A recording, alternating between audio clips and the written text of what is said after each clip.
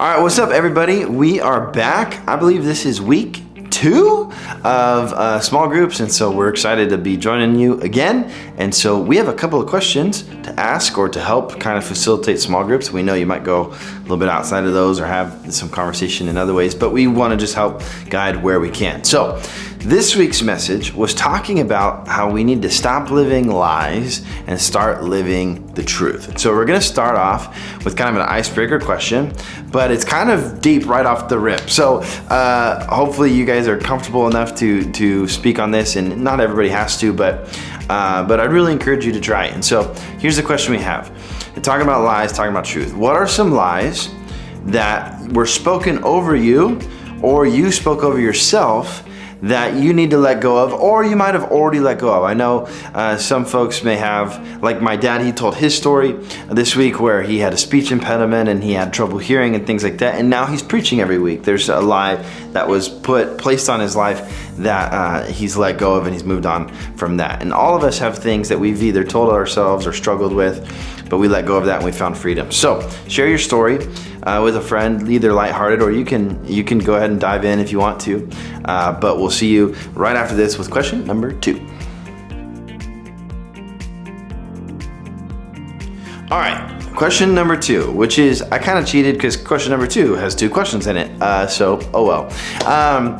Here's the first part of it. So we're talking about lies and truth. And so question number 1 is, how do we distinguish the truth? How do we, in scenarios when we don't know if something is true or not true, and we're trying to decipher this, how do we decipher or how do we distinguish the truth? Okay? And the second question is, this is kind of a follow-up and an interesting question for us to kind of dive into and talk about and all that good stuff.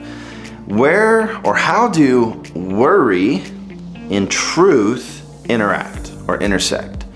They have a correlation, and I'd love for you to discover that, talk about it, maybe work through that and see how that helps us to learn more about the truth. Ready, set, go.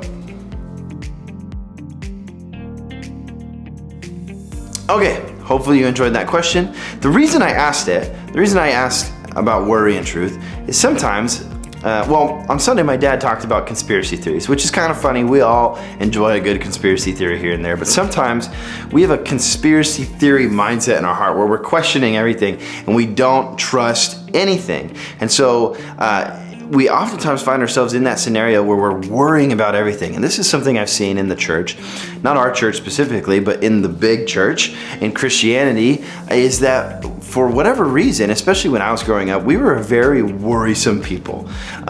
We were worried about science. We were worried about Harry Potter. It's just a joke. But we were worried about all these different things and how they would infiltrate or affect in all this stuff, different stuff.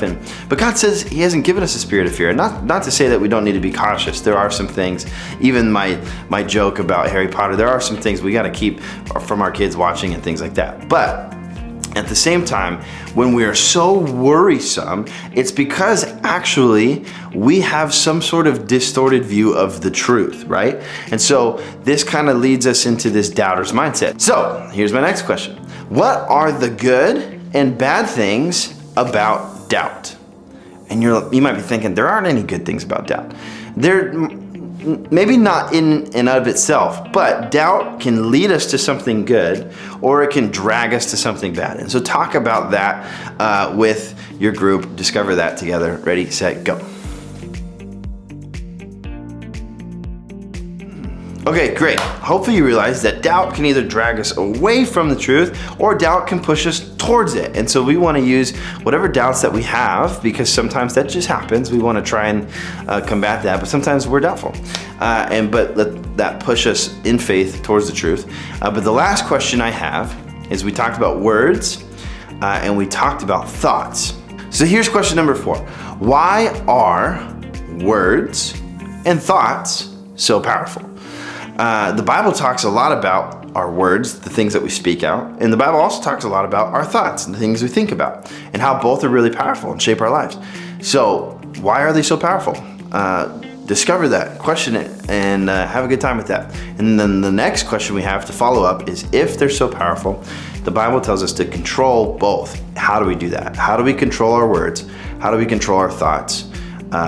Go ahead and dive into that. Talk with each other. Discover the truth. Discover Jesus together.